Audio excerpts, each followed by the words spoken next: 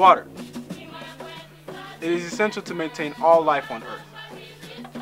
Due to the lack of infrastructure in Haiti, only 63% of the population has access to an improved water source. It is not uncommon to walk miles that amount to many hours every day to get water to use for daily household needs. Imagine waking up at 5 in the morning to walk 2 hours to a water source and 2 hours back just to get enough water to use that day, and having to do that every single day. Haiti Connection has focused its efforts to walk with our brothers and sisters in Haiti to not only provide a reliable source of water, but water purification efforts as well. Join us as we discover how Haiti Connection assists our brothers and sisters in our sister communities in securing this life-sustaining substance.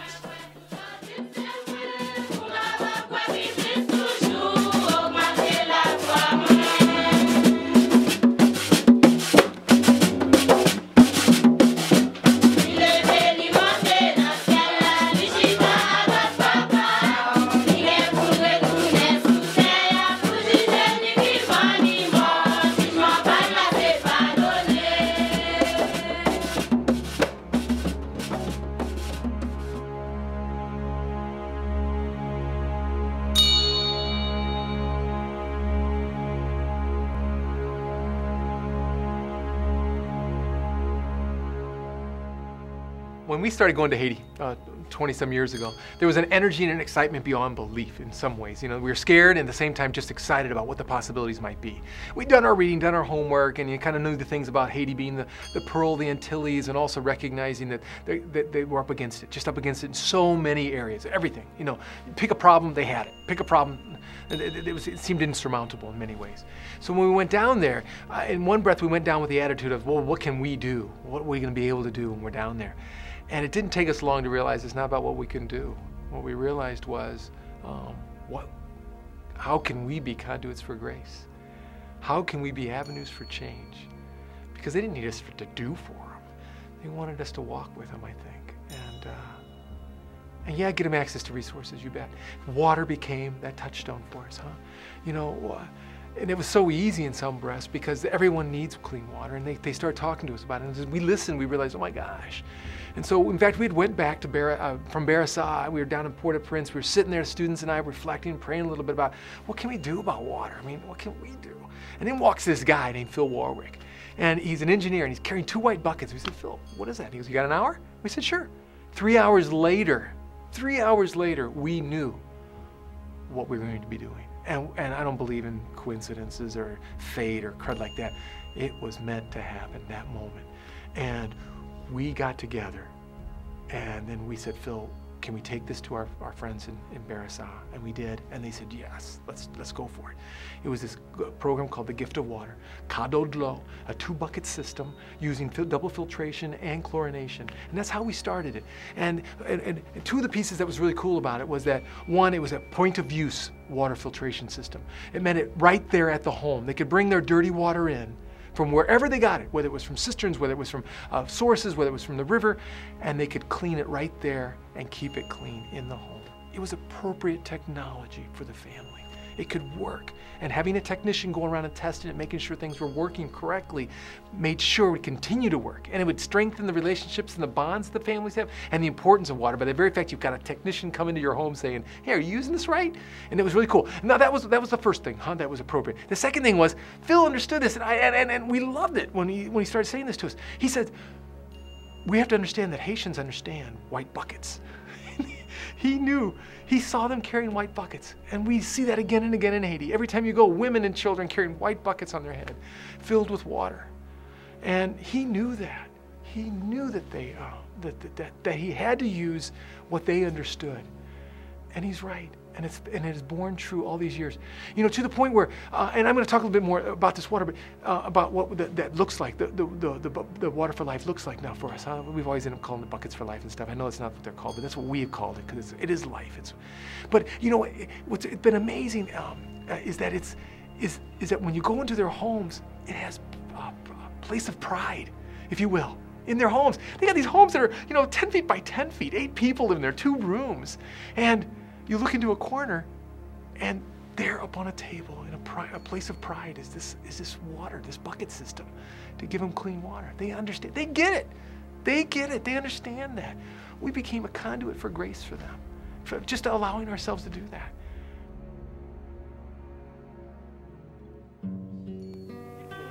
Auparavant, nous pas de qui ça pour nous faire. Dans l'eau et puis n'a plein en bas et puis millet, choual, bourrique, y a boire en lait, y a toilette, y a pipi, y a fait besoin yo. Nous même n'a pas en bas pour nous servir. Nous pas de qui ça pour nous te faire. Nous pas de comment pour nous te faire. Et nous disons merci parce que nous aidez nous. Si c'est pas nous même journée jodi a, en pile là nous t'a fin mourir en bas maladie, malaria, typhoïde, et en pile l'autre maladie encore. Parce que nous pas de qui ça pour nous te faire, nous pas de qui côté pour nous te aller, qui te pour aider nous. Mais pour lier à c'est bon Dieu qui voit nous pour nous venir pour aider nous, qui fait en pile grâce pour nous, qui fait journée jodi a, nous cap vivre toujours. Il y a un pile famille qui souffre toujours parce que nous avons une quantité de bokit. Et puis en pile zone localité nous, donc bassin, David, Ticlérac, toute zone ça a souffert. Il y a pas qui ça pour faire. Toute la journée, il y a marché côté nous pour nous aider. Mais hélas, nous n'avons pas assez bokit. Quantité nous gagnons pas suffit.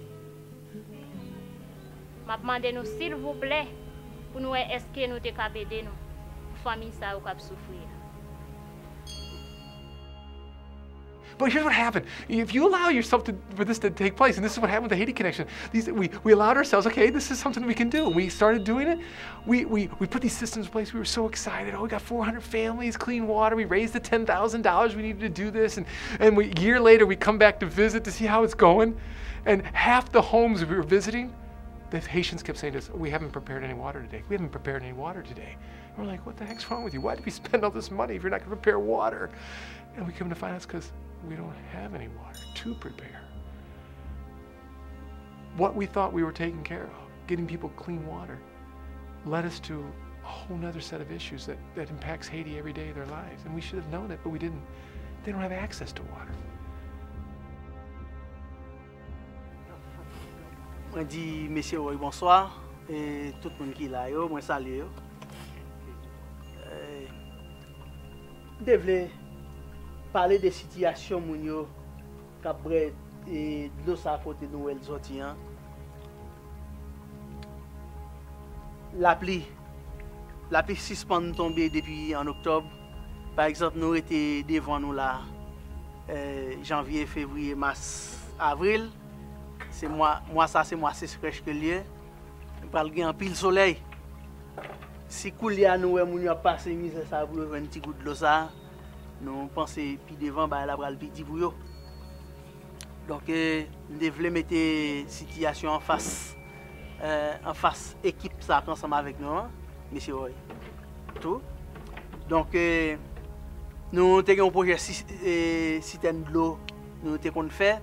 Alors il y a plusieurs personnes qui joignent un bassin yo près de l'eau mais il y a peut-être projet ça pas connaît il pas continuer encore mais situation moun yo montrer gens yo vivre là montrer si nous sommes capables continuer faire et projet citerne pour ramasser de la pluie pour boire donc je pense que ça est important. What we discovered was that they didn't have access to water, you know, and what were we gonna do? And so once again we found ourselves sitting down with them, not saying that, well, we know what they need, you know, we didn't know what they needed. So we started talking to them. One thing they understood was cisterns. One thing they knew about and how to build them was cisterns. And we said, okay, point of view cisterns, once again, collecting water off the houses they already had, what they had, plus using the cistern itself to collect water. We went ahead and started saying, okay, let's make this, what can we do? So over the course of 10 years, we have put in, and we just had to stop the last couple years now, but over the course of 10 years, we put in 50 cisterns, 57,500 gallon cisterns, 10 by 10 by 10 cisterns. We put in 50 of those. And we repaired another 20. Some that were only halfway finished. Their friends or someone from the United States had helped them get some money, and they were going to put in a cistern, and they never had the money to finish it. We either repaired them, or we finished the ones that already started. So we had put in 10 years' time 70 cisterns. Where there was no water, now there's over 500,000 gallons of water accessible to people. You know, and all because we believed that people have a right to clean water. And I stand in awe of that. And we start walking with them. And what began to happen with that is not only were we employing people, unemployment's so high in Haiti, here we have a chance to employ, but the gratitude, we didn't come down there and build them. We allowed them to do what they know how to do. But one thing we did realize is appropriate technology. Why did we have to replace or repair those 20 cisterns? It took us to another place. And that was, maybe the concrete is not the best quality concrete. So working with one of our professors here at Eastern Illinois University, she wrote and worked with some of our students, wrote an EPA grant, received it, so they could do some research on how to strengthen the concrete. What could they do? What was appropriate for Haiti? I had a great group of students, undergraduate students and graduate students, interdisciplinary. Very few of them were scientists, who decided they wanted to do something about sustainability in developing countries. So they wrote a grant proposal to the EPA and won a $10,000 grant to look at a problem that we had heard of through the Haiti Connection. And the problem in Haiti is that they have surface water, which they tend to use for their drinking water. But it involves, one, Haitian surface water tends to be of a quality that is not healthy for drinking. And second, it means that people, generally women, have to go and fetch the water in containers and bring it back. And some of them were walking a mile a day. And studies have shown that the farther you have to walk for water, the less you're likely to use it. And you need a certain amount of water for your health. So in Haiti, different organizations, non-government organizations, have been coming in and using their donations to install cisterns in Haiti. And the Haiti Connection of EIU wanted to do that as well. But the cisterns, they looked at the different cisterns and they found that one organization from France was coming in and bringing preformed cisterns, chunking it into the ground, but the Haitians didn't like it. And the reason they said they didn't like it was because it was round. Haitians liked their traditional cisterns, which were made of limestone rock, built with interbedded concrete and forming a wall. And they made them cubic, submerged into the ground, and they liked them very much. And it was nice to have the Haitians themselves build the cisterns because they were traditional and they liked them, but also because it employed Haitians and kept them employed. And so the Haiti Connection decided they wanted to do something with these concrete masonry cisterns made out of limestone. One of the problems was that a good number of them would crack after so many years, and then all the investment you made in the cistern holding water for a community or a household would be lost. The water for the cisterns comes from the roofs or from overland flow, mostly from rainfall falling on the roofs and then collected. Then once the cisterns were underground, the Haitians would put a metal cover over it to prevent contamination into that water. Well, again, the cracking was the problem. So my students, after looking at many, many problems in Haiti, decided to do something, see if they could do something about the cracking. And they looked at many, many different things.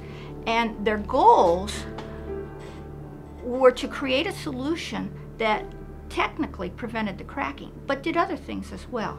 They wanted to make sure the Haitians would use it, that it was culturally acceptable.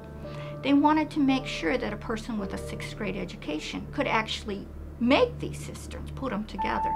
They wanted to make sure the solution was cheap, because you can't get a lot of money to use in Haiti, and they wanted to make sure that it was easily imported into Haiti, say from the United States. So we said, what can we put in with this to make it stronger? And currently in the United States, some of the things that are added to the concrete to make it stronger are fiberglass.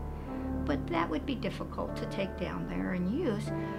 We looked at the literature and found that some people were using natural fibers from plants. And in particular, there's a weed down in Haiti called sisal. And the sisal, if you dry it, they dry it and use the fibers for their sandals, they use them for purses. And we decided to try testing if you dried them and cut them up into 1-inch lengths, would they make the concrete stronger? So my students tested that. They went over to the concrete labs here at EIU, made up some cylinders of concrete without this sisal fiber in it, with 1% sisal, with 2% sisal, with 3%. They found that if you add 1% sisal to the concrete and mix it up good, it doubles, just about doubles the strength of the concrete. Okay, now this is a weed in Haiti, something that's very readily available, cheap, and can be added. If you add too much sisal, it balls up the concrete and it's not as good. The strength starts declining. So we actually we couldn't go down there ourselves, but we actually had the Haiti Connection go down there and give instructions with an interpreter, very simple we thought, with cartoons, on how to add the sisal, how much to add to the concrete, and our funding allowed us to build 10 cisterns.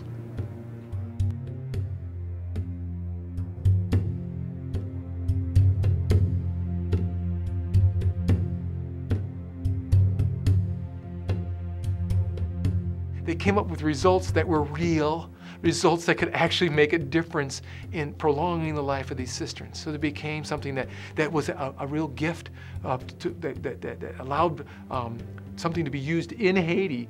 And they came up with 2 ideas. One was 1 part sisal with 100 parts concrete would strengthen the concrete 1,700%. Amazing.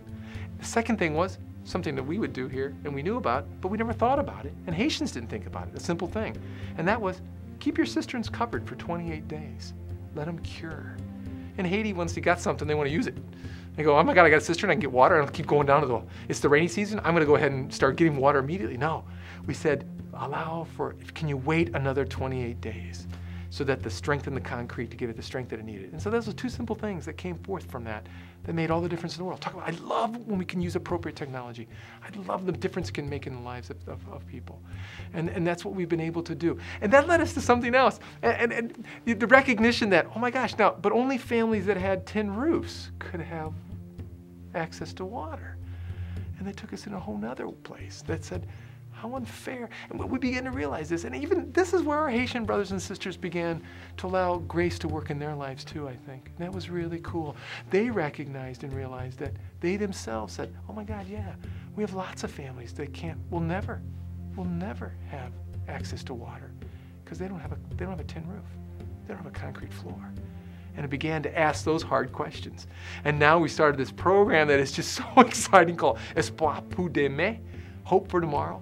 We are identifying those families that are just in abject poverty and saying, no more, no more. God calls us all to have that dignity. You have a right to a concrete floor. You have a right to a home, a simple home, sure, but to a tin roof that'll keep out the bad weather, that'll keep out diseases, and that'll give you access to water, because we're going to put cisterns in that you can use with your neighbors and share with your neighbors. And it's exciting. And that's just one small part of that. But all these things begin to build and grow and grow and grow when we allow it to have it. And there's a saying, a phrase that comes that says that we're not called to do great things. We're not called to do great things. We're called to do small things with great love. And that's exactly what we've been able to do in Haiti.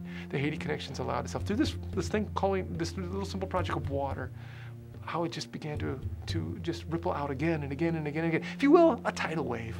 A tidal wave of change here, sure, allowing it to wash over us. It's a blessing in that regard.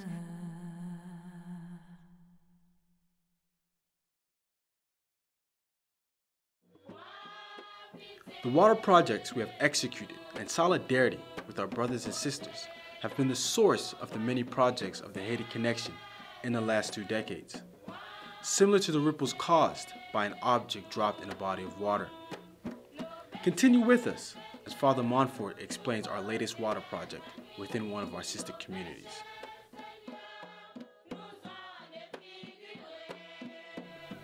Pour l'histoire la collinaire là, les commencé le moi-même moi été diacre dans Jean Rabel. Côté moi été responsable d'un collège avec une école professionnelle.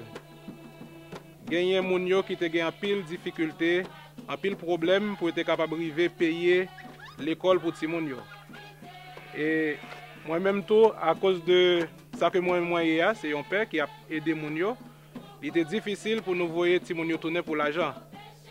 Mais nous avons regardé plutôt qui accompagnement nous sommes capables de bailler moun yo pour être capable de jouer une façon pour être capable de payer l'école ti moun yo.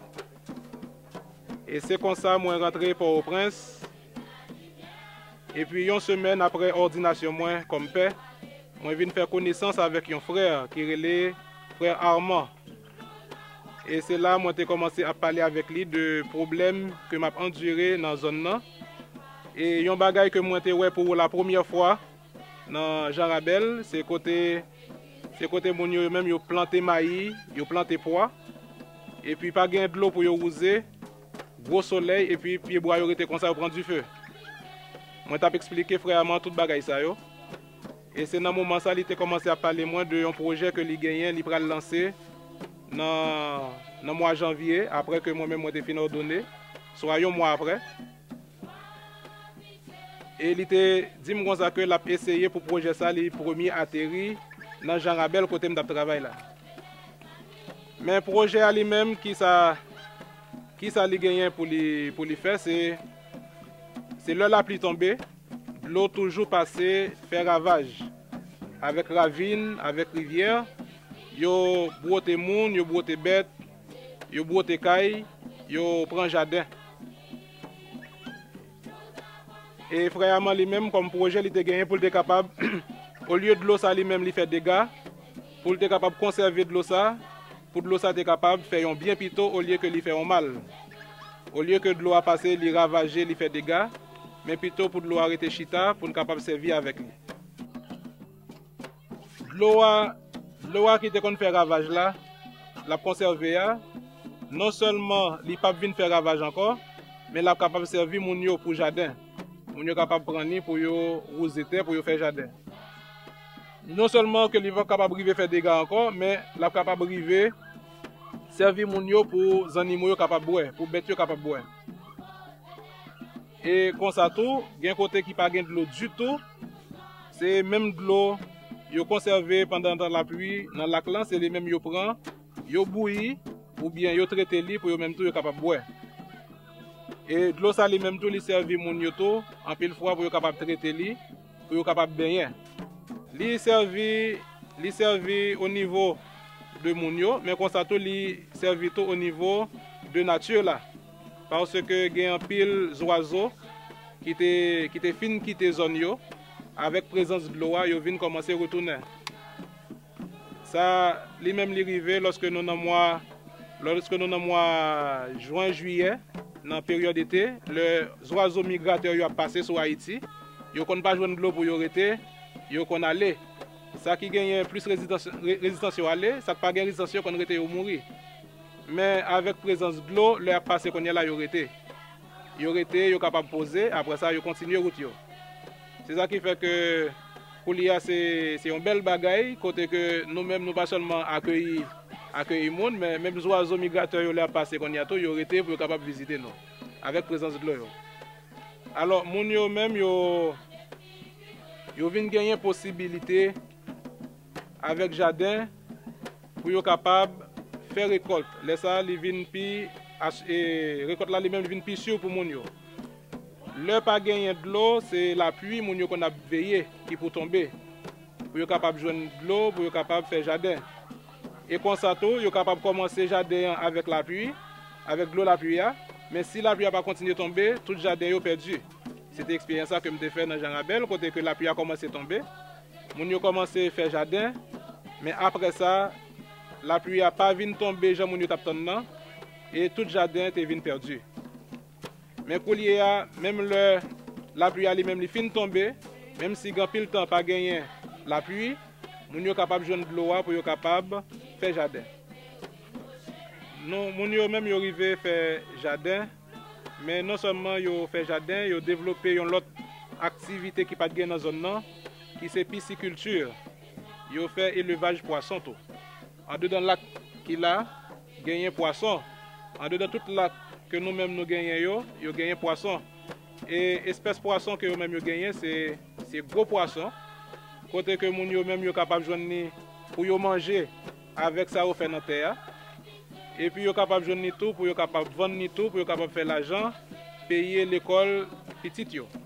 La côté que nous y a m'a présenté moun qui était baïté dans zone pour nous capable réaliser la côté que nous y a. Là on a regardé tout à côté lac là. Gagné côté qui gagne jardin, mais gan pile côté qui pas gagne jardin. Mais moun yo même yo voulait faire jardin, mais c'est moyen qui manquait. Quand y a là moun yo même yo besoin de joindre une pompe pour être capable d'aider yo prendre l'eau dans le lac là et puis voyer li dans côté qui dans côté de l'eau lui-même il pas capable d'arriver.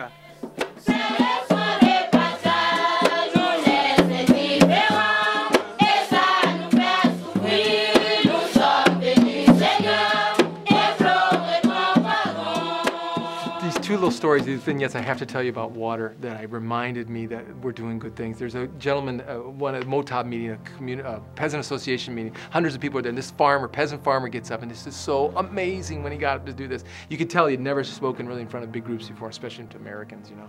He got up and he started talking, and I think he said to me, he said to all of us, he said, 18 months ago I started using my guardian law, my gift of water, my buckets for life.